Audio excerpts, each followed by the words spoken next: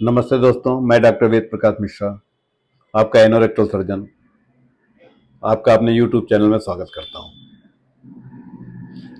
आज मैं एक बहुत कॉमन जो चीज़ें मरीज हमसे पूछता है उसके बारे में आपको बताता हूं कि बादी बवासीर और हिमेटोमा, इसमें क्या अंतर होता है।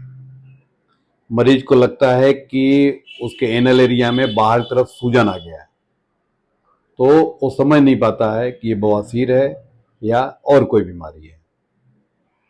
तो इसमें जो हम लोग डिफ्रेंसिएशन बताते हैं, जो मरीज को समझना चाहिए कि जो बादी बवासीर है और जो स्किन का टैग कहा जाता है, वो सिंपल स्किन की एक सिकुड़न होती है जो लैट्रिन के बाहर, लैट्रिन के जो रास्ता होता है, गुदा मार्ग के बाहर का रास्ता होता है, वहाँ पे पड़ा रहता है। उससे मरीज को कोई नुकसान नहीं होता है कि जब तक कि उसमें कोई इन्फेक्शन ना हो, उसमें सूजन ना आए, तब तक उससे कोई भी परेशानी मरीज को नहीं होती है। लेकिन हेमाटोमा जो होता है उसमें क्या होता है कि मरीज को कॉन्स्टिपेशन हुआ, हार्ड स्टूल पास किया और अचानक कोई अंदर की छोटी वेसल फट गई।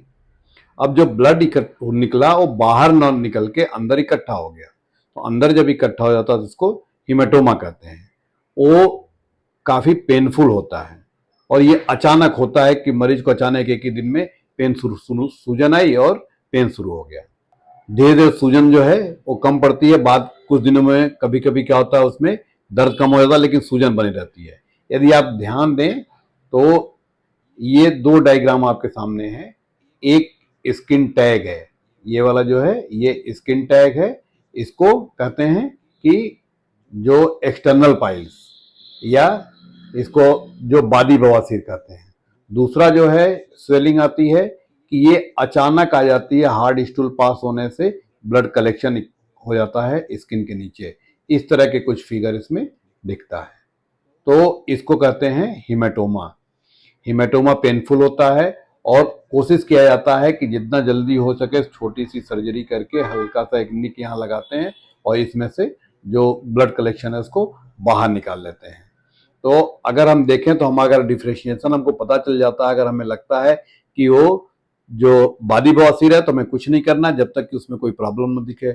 लेकिन यदि हिमेटोमा बना होता है तो हमें तुरंत उसका इलाज की जरूरत होती है। बहुत दिनों तक अगर होता है तो उसमें पस पॉकेट बन जाता है, अंदर फिशुला बनने का डर होता है। तो शुरुआती के दौर में बहुत छोटा सा एक इंसिजन लेके ओपीडी बेस पे या 2-3 घंटे रोक के मरीज को और उसको निकाल के फिर मरीज घर चला जाता है। तो बेहतर है कि जिस तरह की सूजन अगर दिखे तो तुरंत अपने जो एनोरेक्टल सर्जन है उनको दिखाएं और कंफर्म करें कि क्या परेशानी है, उस तरह का उसका तुरंत ट्रीटमेंट लें। अगर इसके बारे में कोई जानकारी चाहिए तो नीचे दिए गए नंबर पर संपर्क कर सकते हैं। धन्यवाद।